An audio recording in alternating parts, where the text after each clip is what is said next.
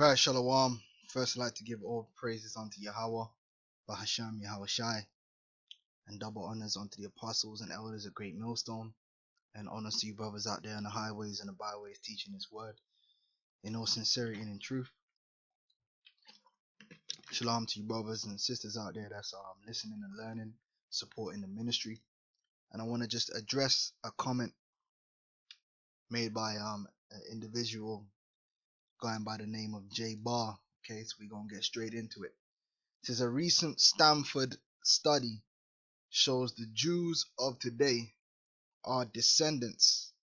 Can't argue with, I assume he's meant to be saying genealogy studies, because I don't see how geology, it's got to be genealogy studies. No matter how bad you want to be Jewish, you're barking up the wrong tree on this one, sir, and haven't a clue.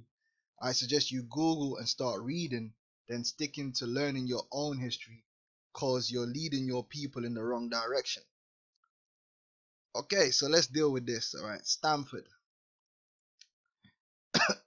Okay, so they did some study and they've proved that the so-called Jew, these people calling themselves Ashkenazi Jews, which Ashkenazi was one of the sons of Japhet. So how you can be an Ashkenazi and a Jew at the same time, I have no idea. Reason being, they use that term to confuse people. They're nothing more than Edomites who in 740 AD converted to Judaism, okay, and started to incorporate so-called Jewish culture, among other things, into their people, and they later migrated into Europe in an area of land which used to be known in the ancient world as Ashkenaz. Hence why they call themselves Ashkenazi Jews. But they're actually Edomites, okay, that converted to the religion known as Judaism. Alright, now it says you're barking up the wrong tree. So we're gonna find out. We're gonna find that tree. So let's go to this. This is from Stanford Medicine, okay. New genetic study, more evidence for modern Ashkenazi Jews, ancient Hebrew patrimony. Which Ashkenazi Jews are ancient Hebrews. They're ancient Hebrew Edomites. Okay. It says, I hail from the so-called Ashkenazi branch of Jews who account for the great majority of all so-called Jews in the world today. Ashkenazis are distinguished by the historical fact that over the last couple of thousands of years or so, they propagated throughout Europe. Okay, they migrated into Europe, and they went from east to west. All right, because they were the Khazarians, man. You know what I'm saying? Oh boy. Generating and maintaining tens of thousands of distinctly Jewish communities. Okay, having a Jewish community doesn't make you a Jew, meaning a descendant of a member of the southern kingdom, either Judah, Benjamin, or Levi. Okay, just like me eating pork chow and chicken chow mein doesn't make me Chinese. Doesn't make me a descendant of the people known as the Chinese or the Moabites. Okay, incorporating someone else's culture or name doesn't make you of that people. Okay,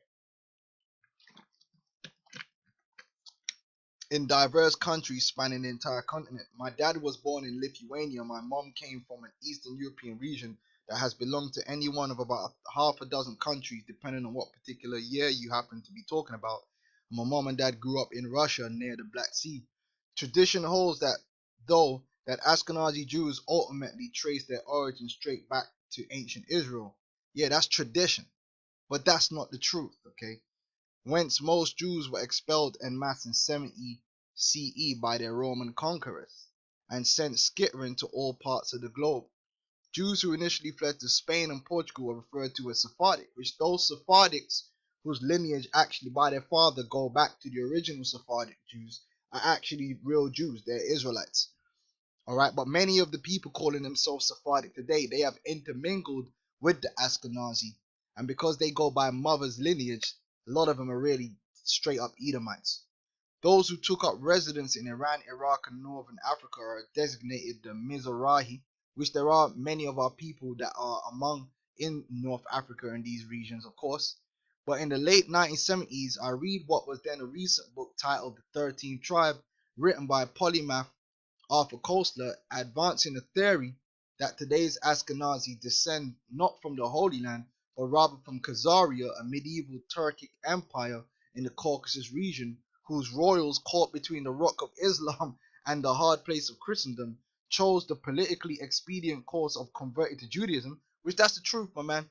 That hypothesis has become highly politicized, with some groups holding that Ashkenazis, who constitute half of Israel's current population, are colonist interlopers with zero historical claim to the land of Israel. And that's the truth. That is the truth. Alright? That's what's recorded.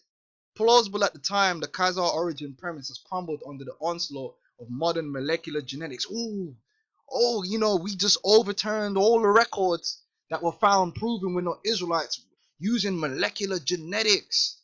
Yeah. What are we going to find out?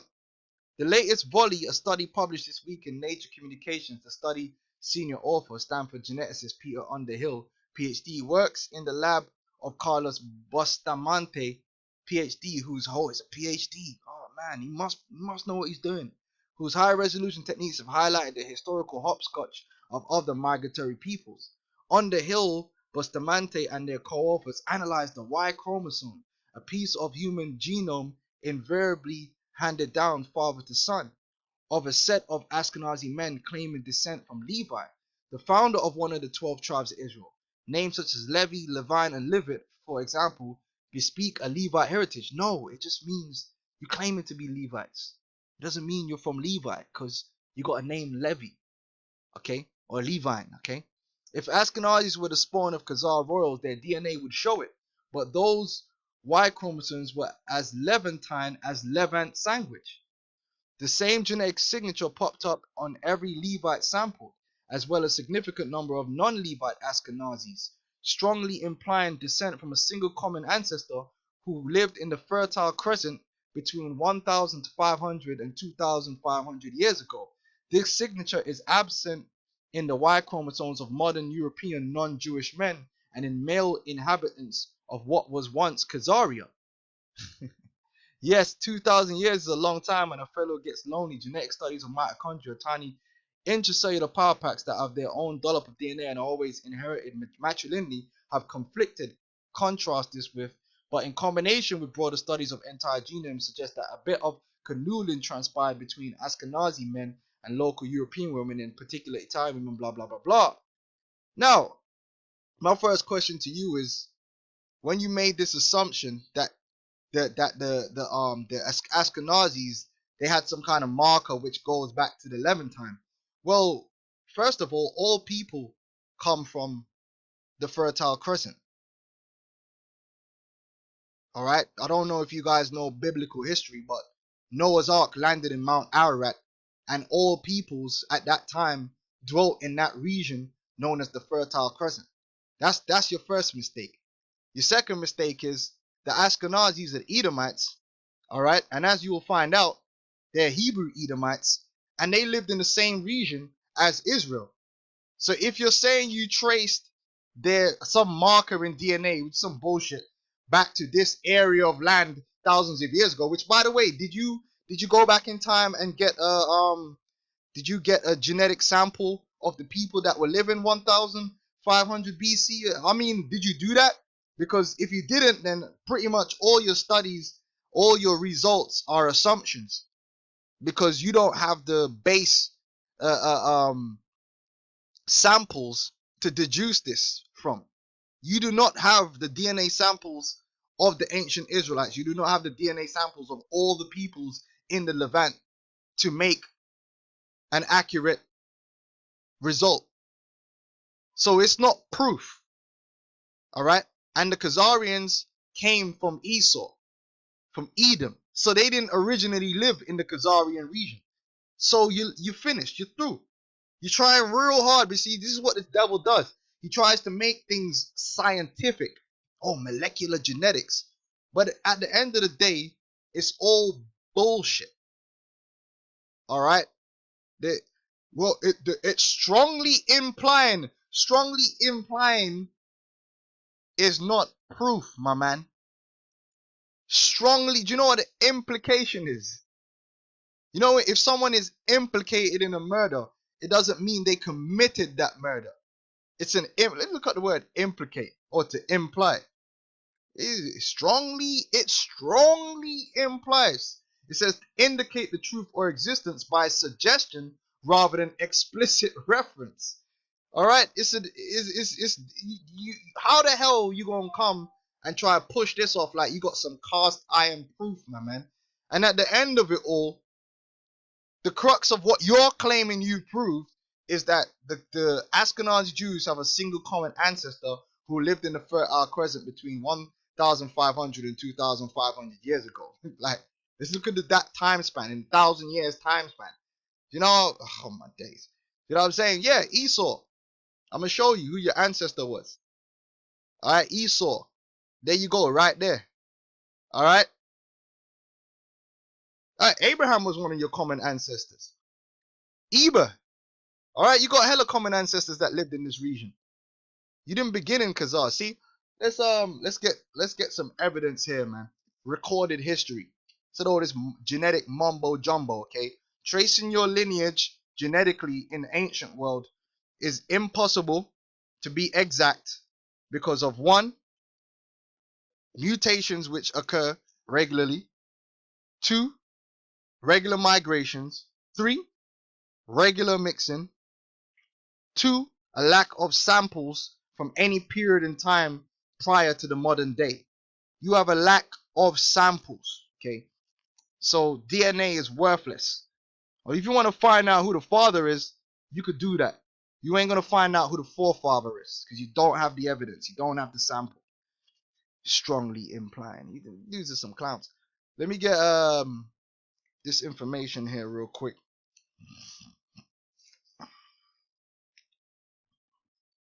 I always like to bring this out, man. This is history.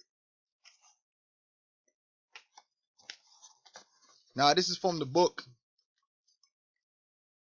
Lost Tribes and Promised Lands. Alright? It's by Ronald Sanders, okay? Now, this is recorded here. Page 23. During the reign of Abd-Rahman III, word reached the court of Cordoba about the existence of a nomadic people in the Central Asian steppes called the Khazars, whose king and upper class had been converted to Judaism some 200 years before, under circumstances that remain obscure. The Caliph's first minister, Hasdai ibn Shuprut, a Jew, which he would have had to be a real Jew of the lineage that was in Spain, responded to the news by writing an excited letter to the Khazar king. Since the first reports of the Jewish Khazars had not mentioned the fact that they were converts, Hasdai thought that they might be descended from the lost tribes. In the writing of the complex diplomatic measures he planned to take in order to get his letter conveyed across the world. He explained that he was doing all this in order to know the truth, whether the Israelitish exiles anywhere form one independent kingdom and are not subject to any foreign ruler. If indeed I could learn that this was the case, then despising all my glory, abandoning my high estate, leaving my family, I would go over mountains and hills, through seas and lands, till I should arrive at the place where my lord the Khazar king resides, that I might see not only his glory and his magnificence, and that of his servants and ministers, but also the tranquility of the Israelites. On beholding this, my eyes would brighten, my reins would exalt, my hips would pour forth praises to the Most High, who has not withdrawn his favor from his afflicted one. Hasdai later learned the truth about the origin of the Jewish Khazars, but they continued to be a source of excitement among Spanish Jews right down to the time of Judah ha-Levi, whose great Arabic prose work Al-Khazuri, the Khazar, was inspired by them. Alright, you're through. You're through, alright? That's why you desperate coming up with these genetic studies, trying to strongly imply you have a common ancestor in the Levant. Okay? Yeah, you're Edomites. We've been telling you this for the longest while. That don't make you an Israelite, my man. Because the Khazars weren't originally from the Khazarian region. They were Edomites that migrated up there. Just like Edomites migrated up into Macedonia. That's where you get Alexander the Freak. You're through. You're through. All right, and that scientific mumbo jumbo ain't gonna work. That might work on the simple-minded, but it ain't working on the prudent, especially me, because I deal with biology and I know how to. I know the difference between fact and opinion. I know the difference between fact and inference. All right, that's why you had to use the term strongly implying. Strongly implying is not cast iron proof. I can strongly imply a lot of things. That doesn't make it true. All right, Deuteronomy 33 and 29. How happy art thou, O Israel? Who are the Israelites? The Israelites are the so-called Negroes, Hispanics, and Native American Indians, and our descendants scattered throughout the four corners of the earth. Now, are there Israelites scattered among you gutter rats, you Khazarians? Yes, there is. I already brought out how you had many Israelites that did flee up among them Khazarians and intermingled among them. So some of you are Israelites. And the ones of you who are of the elect, you're going to receive this gospel and be saved. But the majority of you are just straight up Edomites, and you're going to be destroyed and put into slavery, okay? Who is like unto thee, O people saved by the Lord? Because the bottom line is that you Ashkenazi Jews, you Edomites, you Amalekites, the proof of the matter is that you ain't going to be saved by the Lord. You're going to be condemned and chastised by the Lord. The shield of thy help, and who is the sword of thy excellency? The Lord ain't going to fight for you. And thine enemies shall be found liars unto thee, and thou shalt tread upon their high places. You being found out to be liars, man. And we're going to tread upon your high places, man. That's the truth. That's the faith. That's the promise. All right? You ain't going to make it, man. All right? Now I want to get this from the book of 1 Esdras 4:13. Get rid of this, man. Then the third, who had spoken of women and of truth, this was Zerubbabel, began to speak. O ye men, is it not the great king, nor the multitude of men, neither is it wine that excelleth? Who is it then that ruleth them? Actually, I really want to get to the point. I don't want to read all of it. Let me just start from 32. I don't want to read through the whole thing. O ye men, how can it be but women should be strong, seeing they do thus? Then the king and the princes looked one upon another, so he began to speak of the truth. O ye men, are not women strong? Great is the earth, high is the heaven, swift is the sun in his course. For he compasseth the heavens round about, and fetcheth his course again to his own place in one day. Is he not great that maketh these things? Therefore great is the truth, and stronger than all things. All the earth crieth upon the truth, and the heaven blesseth it. All works shake and tremble at it, and with it is no unrighteous thing. Wine is wicked, the king is wicked, women are wicked, all the children of men are wicked, and such are all their wicked works, and there is no truth in them. In their unrighteousness also they shall perish. As for the truth, it endureth, it will endure, and is always strong. It liveth and conquereth forevermore. So you're through. You guys are trying. You really think you're going to fight against the truth. The truth is going to destroy you, man. And the truth is that you're Edomites, and you're going to be exterminated, man. And that's going to manifest itself, man. You cannot stop the manifestation of truth. All right. This is 2 Esdras 7 and 34. But judgment only shall remain, truth shall stand, and faith shall wax strong. So look, man, all this madness you're trying to spew here, the Stanford, medicine, the Stanford University, or whatever the hell these guys are, and they're funded by these Edomites, and they're trying to find a way to withstand the waves of truth, to withstand those truth bombs that are destroying their lives, which they have told. You ain't gonna prevail. It's that simple. You ain't gonna prevail. Yahweh Shai is coming, man. All right. This is Psalms 146 and 6, which made heaven and earth, the sea, and all that is therein, which keepeth truth forever. Okay. All right. The truth is with the Lord, man, and he's releasing it, man. And your lies, your vanity is gonna be destroyed, man. Point blank, period. You so-called Jews, you're nothing more than Edomites, the chief house of Edom, and you're gonna be brought low and then exterminated, man. And it's just true. And no amount of DNA results is gonna hide you from that judgment which is gonna manifest upon you, man. Because the word of the Lord don't return unto him void, and the word of the Lord is truth. So if that, I'm gonna say shalom.